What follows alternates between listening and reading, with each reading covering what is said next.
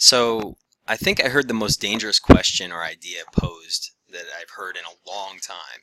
Do we have the right to offend? Not only do we have the right to offend, we have the obligation to offend. Especially when that thing that we're offending imposes its will over any group of people without substantiation, cause, value, or purpose, outside of the purpose of granting power to a particular group of people. So yes, we have an obligation to offend. We have an obligation to challenge things, to force things to stand up and be heard and defend itself. That's the only way we have a society that is based on rational thought and reason and purpose. People say, well, what's the meaning of life? A lot of religious people like to argue that, well, as an atheist, you must have, there's no meaning to your life. You're right, there's not. There's not any meaning to my life. There's not any meaning to your life. The best we can do is create purpose, and that purpose is going to be individual. If there was one meaning to life, we would all have to be doing the same thing, and that's the spiel, that's their whole hook, that's their catch, that's what they want you to think, is like, yes, there is a meaning to life, and because it's the meaning to life, it must be one thing, and that's through us, right? We are the source of that meaning. So, yeah, we have an obligation to offend. We should offend at every pass.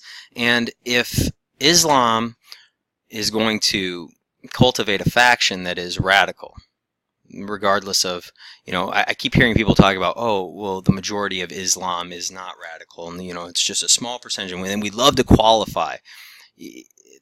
That is nonsensical, first of all, okay, because we're talking about 1.6 billion people, or even if it's just an even billion, okay, if we're talking about a radical percentage that's anything over 1%, over really anything that's non-negligible is dangerous, because we're talking about a billion people. So let's say 10%. 10% of a billion, is that how many radicals we want willing to do the things that radicals seem willing to do?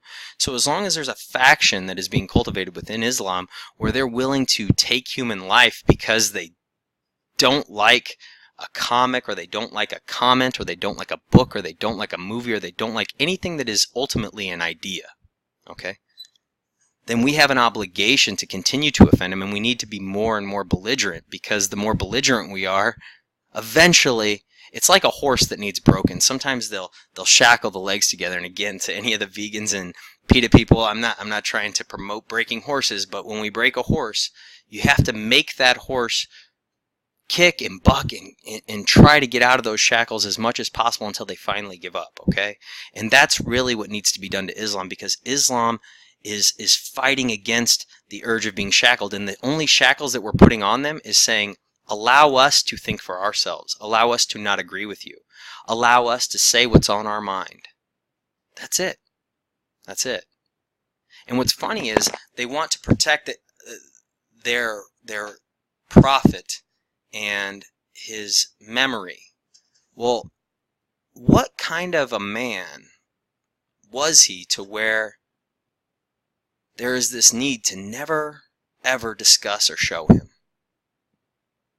If he was so great, if he was so righteous, if he was so inspirational, you should want us to do nothing but talk about his life. He would be above reproach. But we get what we have here, and we have this problem where there's an unwillingness to allow people to think for themselves. If your way is the right way, it will be manifest to them. Moreover, if the consequence for not following your faith, whether it's Islam or Christianity or Judaism, if the consequence is some sort of outer darkness or suffering or hell or whatever, who are you to step on God's toes and begin to punish us here and now?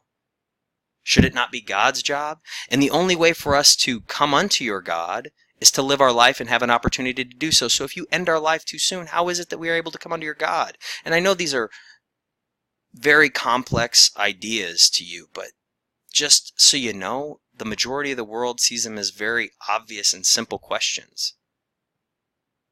And you probably do as well, but ultimately you know that these questions lead to one unavoidable conclusion, that your religion is total and utter bullshit. Not just yours, that other guy's too, and that lady's down the road, and anyone else you can think of with a religion, it's bullshit too.